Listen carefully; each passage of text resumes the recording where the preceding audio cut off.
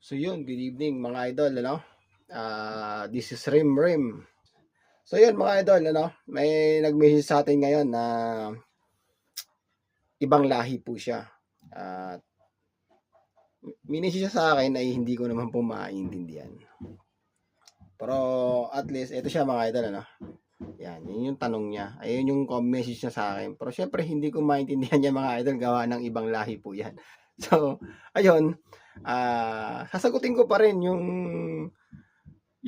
message niya sa akin.